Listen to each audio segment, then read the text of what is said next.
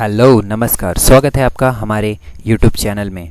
तो जैसा कि आपको पता है कि इन दिनों कोर्ट में ई फाइलिंग का प्रोसेस चल रहा है, जिसमें जज साहब जो हैं वो ऑनलाइन केस की हियरिंग करते हैं वीडियो कॉन्फ्रेंसिंग के द्वारा, जिसमें वकील लोगों को अपना जो पटिशन है फाइल होता है, आईए का हो चाहे वो बेल पटिशन हो, सब जो भी फाइलिंग होगा वो सब पीडीएफ के फॉर्मेट में कोर्ट को देना होता है।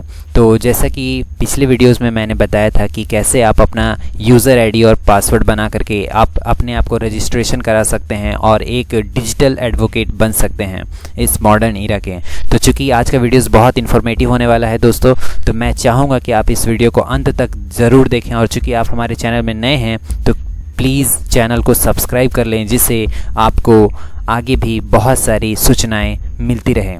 तो शुरुआत करते हैं आज की इस वीडियो का। तो आज हम बात करेंगे कैसे आप इंडिया के अलग अलग हाई कोर्ट्स में, अलग अलग डिस्ट्रिक्ट कोर्ट्स में घर बैठे ही अपना फाइलिंग का प्रोसेस पूरा कर सकते हैं। तो चलते हैं वीडियोस की ओर।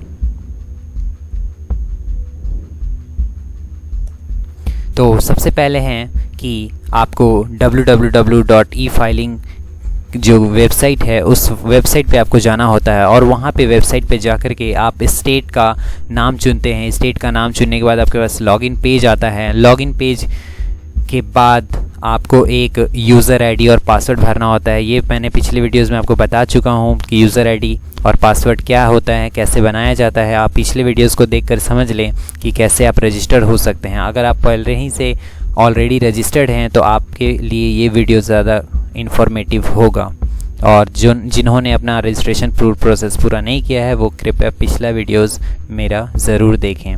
तो चलिए शुरुआत करते हैं।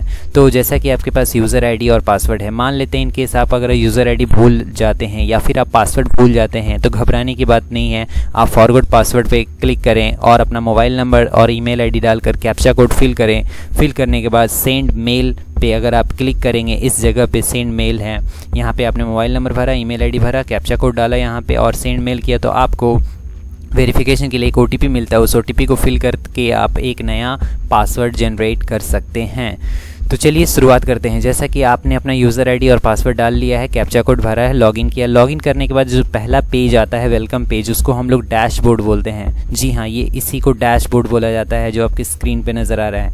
यहाँ पे आपके बारे में डिटेल होता है और यहाँ पे कोर्ट में आपने किन किन डॉक्यूमेंट्स को सबमिट किया है, फाइलिंग का फॉर्म्स वगैरह सब सारा इसमें रजिस्टर्ड होते हैं।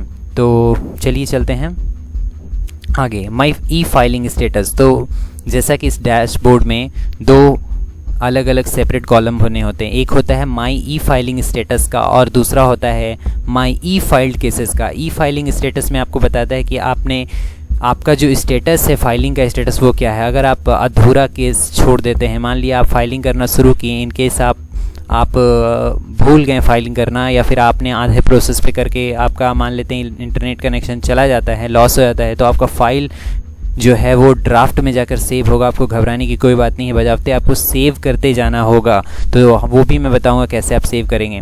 तो ड्राफ्ट में चला जाता है वो फाइल आपका, और यहाँ पे पेंडिंग एक्सेप्टेंस होता है। जिन फाइल को आप अगर कोर्ट में सबमिट कर देते हैं फाइलिंग के द्वारा, तो ये एक्सेप्टेंस के लिए यहाँ पे चला आता है पेंडिंग एक्सेप्टेंस के फोल्डर में। यहाँ पे आप चेक कर सकते हैं। उसी तरह से आपके पास उसके नीचे ई फाइल्ड केसेस होता है। जो केस आपने ऑलरेडी रजिस्टर्ड कर दिया है उसके बारे में आपको कोई इन्फॉर्मेशन चाहिए तो आप ई फाइल्ड केसेस में जाकर चेक कर सकते हैं। जैसे आपने किन फाइलों का जो ऑलरेडी रजिस्टर्ड है वो देख सकते हैं। उसके बाद आप आईए क्या फ़ाइल किए हैं वो आईए देख सकते हैं। इसके अलावा भी बहुत सारी इन्फॉर्मेशन जो है वो आप यहाँ तक कि आपने किन किन डॉक्यूमेंट को सबमिट किया था वो भी आप यहाँ पे देख सकते हैं। ये सेव हो जाता है। और जैसा कि आपको पता है कि आपको अगर एक नया केस फाइलिंग करना है तो बहुत सारे वकील जो हैं वो मुझसे कांटेक्ट करते हैं और पूछते हैं कि कैसे नया केस फाइल करेंगे, तो उन्हीं के लिए मैं वीडियोस बना रहा हूँ। तो ये नया केस फाइल करने के लिए सबसे पहले आपको होम बटन पे न्यू केस पे जाना होता है। यहाँ देखिए अगर आप, तो न्यू केस लिखा है होम के जस्ट नीचे न्यू केस, तो आप न्यू केस में क्लिक करेंगे।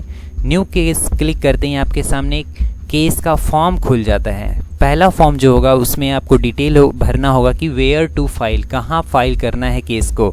तो अगर आप हाई कोर्ट में फाइल करना चाहते हैं उस केस को तो हाई कोर्ट के रेडियो बटन पे क्लिक करेंगे। अगर आप लोअर कोर्ट में फाइल करना चाहते हैं जैसे डिस्ट्रिक्ट कोर्ट को में, तो आप लोअर कोर्ट के रेडियो बटन पे क्लिक करेंगे।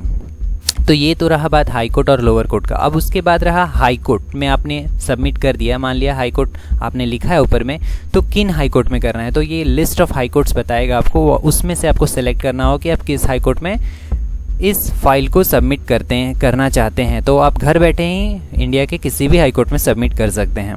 और ये उसके बाद आपको लिखना होता है कि ये सिविल केस है या क्रिमिनल, तो आप उस पर क्लिक करेंगे, सिविल पे या क्रिमिनल पे रेट होगा तो या फिर क्रिमिनल केस है तो उस क्रिमिनल में डालिए, सिविल है तो CWJ सिविल में आएगा। इसी तरह से आप इसके बाद मैटर टाइप डालते हैं, किस टाइप का है, कॉन्टेम्प्ट मैटर है या रिट है, आप यहाँ पे लिखते हैं, या बेल पटिशन होगा तो यहाँ पे आपको लिखना होगा। उसके बाद होता है केस टाइप, यहाँ पे आप केस का टाइप लिखेंगे। उसके बाद है इज MACT केस, ये MACT मोटर कहते हैं इसको, motor type case, matter type होता है जो भी है, जो मोटर व्हीकल से रिलेटेड होते हैं उस केस के बारे में यहाँ है तो यस, नहीं है तो नो। उसके बाद आता है आपका मैटर नेचर, किस तरह का नेचर है आपका ये अर्जेंट है या फिर ऑर्डिनरी है। अर्जेंट होगा तो जल्दी सुनवाई होगी, ऑर्डिनरी होगी तो थोड़ा लिस्ट में लेट से चढ़ते हैं। तो ये तो रहा बात कि आप कहाँ पे फाइल कर रहे हैं। अगर आप ये डॉक्यूमेंट भर लेते हैं पहला पेज, तो उसके बाद आपको सबमिट के ऑप्शन में क्लिक करना होगा। सबमिट के ऑप्शन पे जैसे ही आप क्लिक करोगे तो आप दूसरे पेज पे जाओगे। लेकिन हाँ, फाइलिंग के पेज पे जाने से पहले आपको पेज के कुछ रूल्स को समझने होंगे। पहला है कलर कोड को समझना होगा। तो कलर कोड की बात कर लें तो टोटल 12 स्टेप्स होते हैं फाइलिंग का। तो पहला स्टेप्स से लेकर 12 स्टेप्स को अगर आप पूरा करेंगे तब जा कर के आपका जो केस है वो सही से फाइल हो पाएगा। तो अगर ब्लू कलर दिख रहा है पेज के ऊपर में तो समझिए वो पेज एक्टिव है। अगर ग्रीन कलर दिख रहा है ऊपर में रेडियो बटन तो समझिए कि वो उस प्रोसेस को आप कंप्लीट कर चुके हैं। अगर वो ऑरेंज दिख रहा है तो वो सारे फॉर्म जो होते हैं वो ऑप्शनल होते हैं, आप भर भी सकते हैं, नहीं भी भर सकते हैं। लेकिन इनके सुप्रीम कोर्ट कहता है कि आप इसको ज़्यादा से ज़्यादा जितना हो सके आप इसको भरें, ऑप्शनल को इग्नोर ना करें। रेड कलर में जो फॉर्म होता है वो मैंडेटरी है, मीन्स आप उसको इग्नोर नहीं कर सकते। जो स्टार में स्ट्रिक्ट लगा रहता है रेड कलर का वो मैंडेटरी, आपको भरना ही होगा। अगर आप नहीं भरेंगे तो आप नेक्स्ट प्रोसेस में नहीं जा सकते हैं। तो चलिए चलते हैं आगे। तो जैसा कि आप समझ रहे हैं यहाँ पे ब्लू कलर का रेडियो बटन है, ग्रीन है, येलो है और रेड है। ब्लू मीन्स जो पेज एक्टिव होगा। जैसे यहाँ पे पटिशनर के नीचे ब्लू है सामने दिख रहा है, मीन्स मेरे सामने पटिशनर का पेज, ये पटिशनर का पेज खुला हुआ है तो इसलिए ब्लू आ रहा है। रिस्पोंडेंट में जब जाएंगे तो ये रिस्पोंडेंट में ब्लू हो जाएगा। और यहाँ पे अगर आप पटिशनर को डन कर चुके हैं तो ये ग्रीन कलर का हो जाएगा। तो इस तरह से आपका पेज जो है वो आगे धीरे धीरे स्टेप बाय स्टेप 12 स्टेप में फाइलिंग कंप्लीट होगा। तो हाँ, और एक चीज़ और, जब आप पटिशनर का नाम, रिस्पोंडेंट का नाम भरते हैं तो भरने के बाद ज़रूर सेव करें। सेव करने के बाद ही नेक्स्ट करें, अदरवाइज़ मान लेते इंटरनेट कनेक्शन चला जाता है तो आपका वो फाइल ड्राफ्ट में नहीं सेव होगा। तो सेव करने के बाद ही आप नेक्स्ट पे क्लिक करेंगे। अब आते हैं कंप्लेनेंट या और पटिशनर फॉर्म। सबसे पहले आप फिलिंग फॉर्म में पटिशनर का नाम या फिर कंप्लेनेंट का नाम डालना होता है। तो आप सिंपल है, कंप्लेनेंट या पटिशनर के पास जाएं, उसके कॉलम में आप नाम टाइप कर लें, उसके बाद उसका रिलेशनशिप लिखें और उसके रिलेशनशिप में जैसे फादर का नाम उसके नीचे लिखें, फिर पटिशनर का डेट ऑफ बर्थ अगर याद है तो लिखें, अदरवाइज़ उनका एज भी लिख सकते हैं। उसके बाद उनका जेंडर लिखना होता है। उसके बाद आपका उनका रिलीजन और कास्ट देना होता है। उसी तरह से अगर आपका पटिशनर का मोबाइल नंबर, ईमेल आईडी पता है तो वो ज़रूर डालें, एड्रेस ज़रूर डालें, किस राज्य में रहता है वो लिखना होगा, डिस्ट्रिक्ट वगैरह आपको ये सारे प्रोसेस में फिल करना होगा। फिल करने के बाद ही आप सेव करेंगे, उसके बाद आप नेक्स्ट करेंगे। सेम प्रोसेस आप रिस्पोंडेंट के फाइल में भी करेंगे। रिस्पोंडेंट जब भरना होता है वहाँ भी आपको सेम प्रोसेस से गुजरना होता है। रिस्पोंडेंट में भी आपको रिस्पोंडेंट का नाम लिखना होगा और रिलेशनशिप देना होगा और उनके रिलेशनशिप में जो हैं उनके father, mother, son in law जो भी हैं उसको भरना होगा। उसके बाद एज, डेट ऑफ बर्थ और आपका रेस्पोंडेंट का रिलीजन, कास्ट और एड्रेस वगैरह ये मैंडेटरी है, ये आपको भरना ही है। उसके बाद आप सेव करें, नेक्स्ट करें। अगर आप ये रेस्पोंडेंट का फॉर्म फिल कर लेंगे तो लिखेगा, आपको एक मैसेज स्क्रीन पे दिखेगा जिस पे लिखा रहता है रेस्पोंडेंट एडेड सक्सेसफुली, मतलब आपने रेस्पोंडेंट को सक्सेसफुली ऐड कर लिया है। तो चलते हैं अगले डैशबोर्ड की ओर। ये हाँ जी हाँ, इसको डैशबोर्ड बोलेंगे। इस जो नया डायलॉग बॉक्स दिख रहा है इसको डैशबोर्ड भी बोल सकते हैं आप, नया विंडोज़ भी बोल सकते हैं, एक तरह का फॉर्म है। अब आते हैं एक्स्ट्रा इन्फॉर्मेशन फॉर्म। अगले स्टेप में जब आप रेस्पोंडेंट भर देते हैं तो अगला नेक्स्ट करने के बाद आपको ये सामने नज़र आता है एक्स्ट्रा इन्फॉर्मेशन फॉर्म। हालांकि ये ऑप्शनल है, लेकिन अगर आप पटिशनर का पासपोर्ट नंबर देना चाहते हैं, उनका पैन नंबर देना चाहते हैं, उनका टेलीफोन नंबर, फैक्स नंबर, या फिर जो भी रेस्पोंडेंट है, रेस्पोंडेंट का fax number, passport number, telephone number, ये अगर आप देना चाहते हैं कोर्ट को तो आप इस फॉर्म को इग्नोर ना करें। अगर आपको जानकारी है तो ये इससे ज़रूर भरें, अदरवाइज़ आप ये ऑप्शनल है, आप नेक्स्ट क्लिक करके भी आगे बढ़ सकते हैं। सेव करने की ज़रूरत नहीं है, चूँकि आपने कुछ भरा नहीं है उसमें, तो आप नेक्स्ट सिंपली नेक्स्ट करें और आगे बढ़ जाएं। आगे आता है आपको extra party detail. Extra party detail में अगर इन केस 2 पटिशनर है, 3 पटिशनर है, या फिर 3 रिस्पोंडेंट है, 2 रिस्पोंडेंट है, 4 रिस्पोंडेंट है, या बहुत सारे रिस्पोंडेंट है जब होते हैं, तो एक्स्ट्रा पार्टी डिटेल में आपको एक्यूज्ड पर्सन या क्लेमेंट या आपका कह सकते हैं पटिशनर, रिस्पोंडेंट का डिटेल देना होता है। हालांकि ये भी ऑप्शनल है, आप इसे इग्नोर कर सकते हैं, क्योंकि आप पटिशनर में भी शुरू वाला जो पटिशनर वाला पेज था वहाँ पे सीरियल नंबर 1 2 3 करके भी दे सकते हैं। तो आप वहाँ अगर दे देते हो तो एक्स पार्टी डिटेल में आपको ज़रूरत नहीं पड़ती है।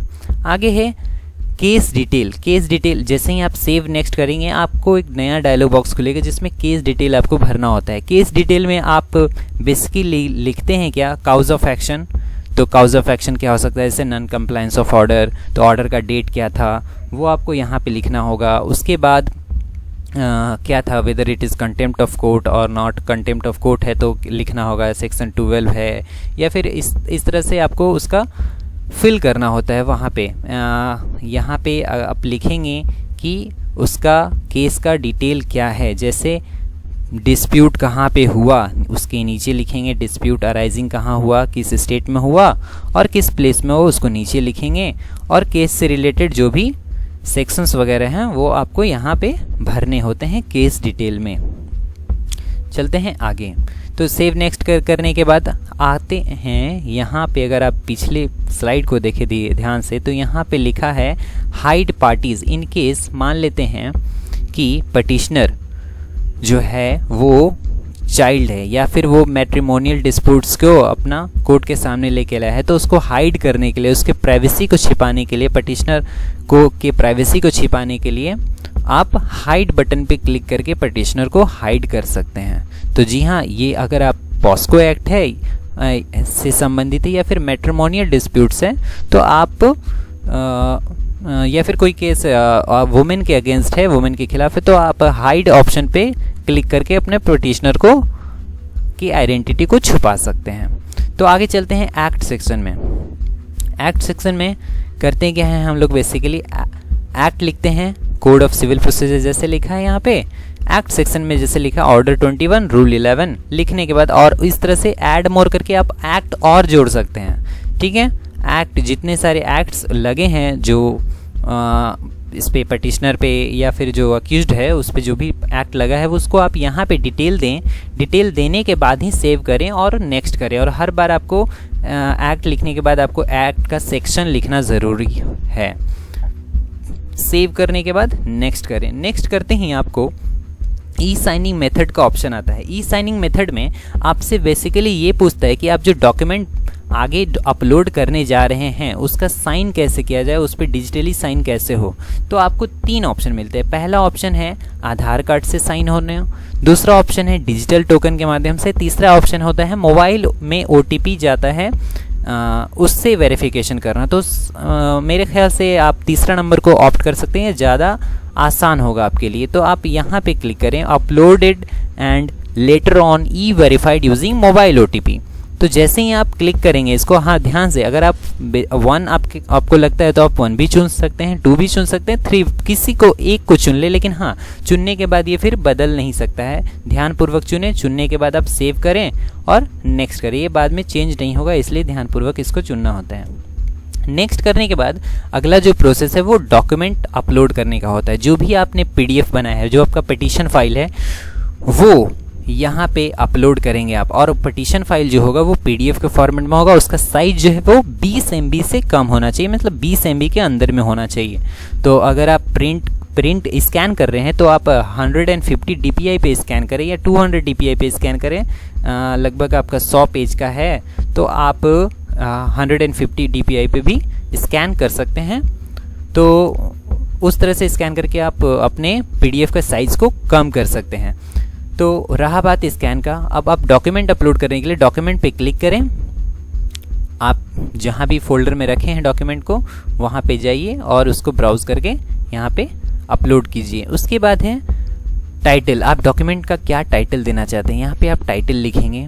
डॉक्यूमेंट्स में डॉक्यूमेंट का टाइप लिखना होता है, ज़रूरी है कि ये पिटीशन फाइल है या अनेक्चर है या फिर इंडेक्स है या फिर टाइप कॉपी ऑफ पिटीशन है, आपको वो लिखना होता है डॉक्यूमेंट्स के इस वाले बॉक्स में। उसके बाद आप डॉक्यूमेंट का टाइटल देंगे।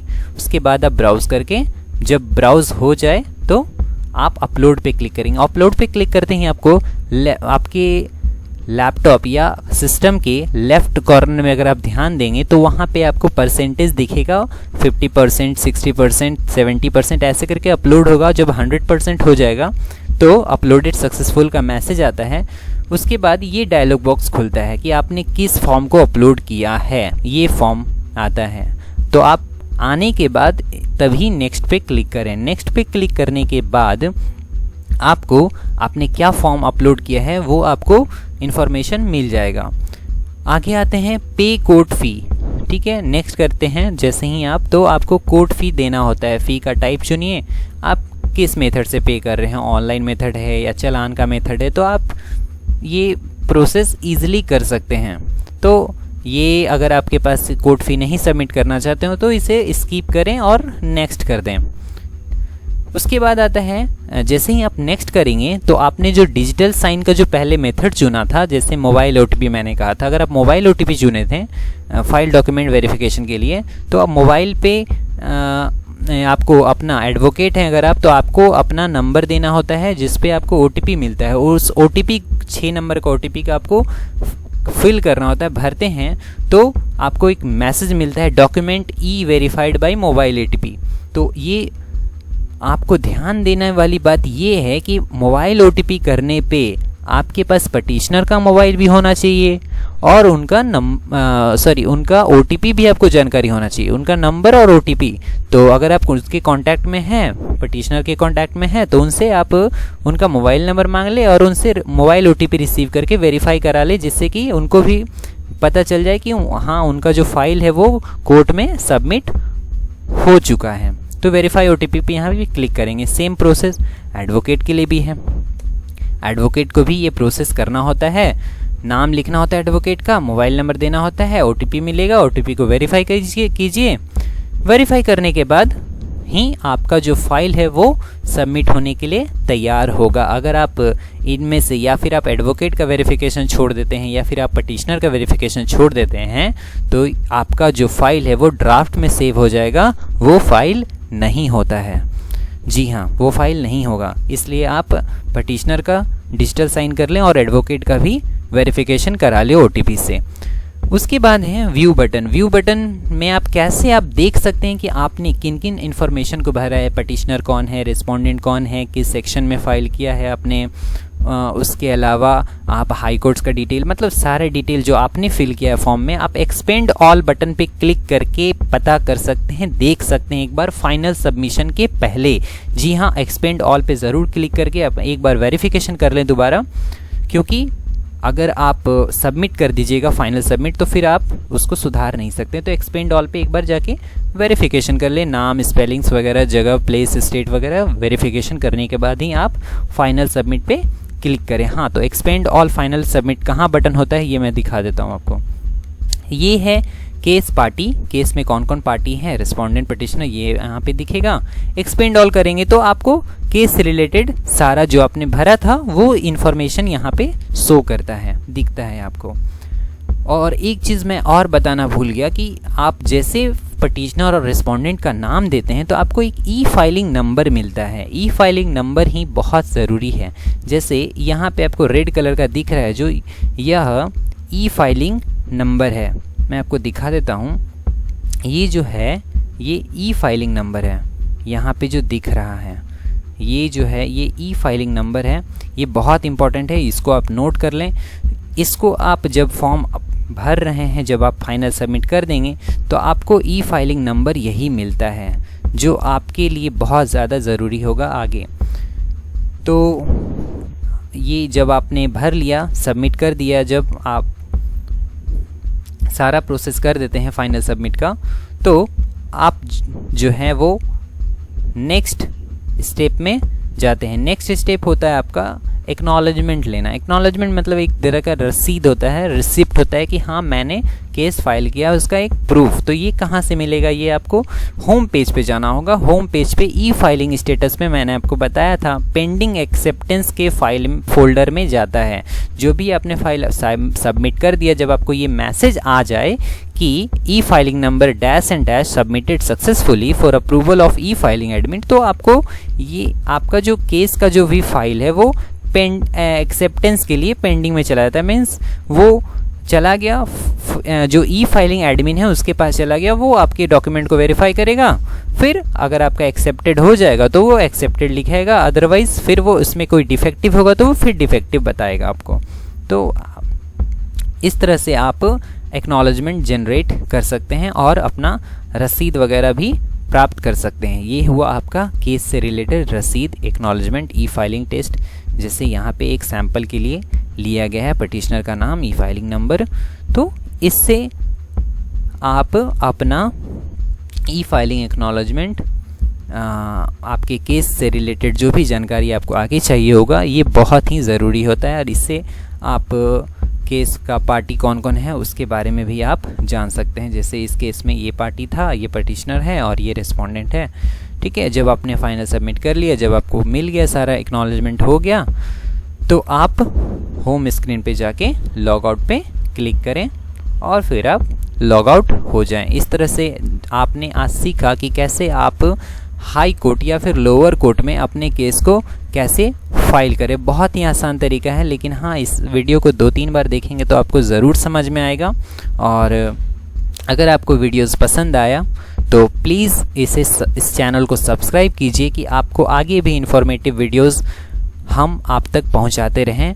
और चूँकि आप लाइक और शेयर करते हैं तो हमें काफ़ी ज़्यादा मोटिवेशन मिलता है। और दूसरे जो वकील हैं, एडवोकेट हैं, उनको काफ़ी परेशानी हो रही है, तो आप प्लीज़ उन्हें भी शेयर कीजिए, उन तक भी ये वीडियो पहुंचाइए और जितना हो सके इसे समझाइए। क्योंकि हमारी इंडिया ऐसा कंट्री है जिसमें अभी उतनी ज़्यादा मॉडर्नाइजेशन आई नहीं है इस फील्ड में, ई फाइलिंग, ई कोर्ट के फील्ड में। तो जितना हो सके आप दूसरों का हेल्प करें, उन्हें समझाएं और उन्हें इस वीडियोस के बारे में ज़रूर बताएं।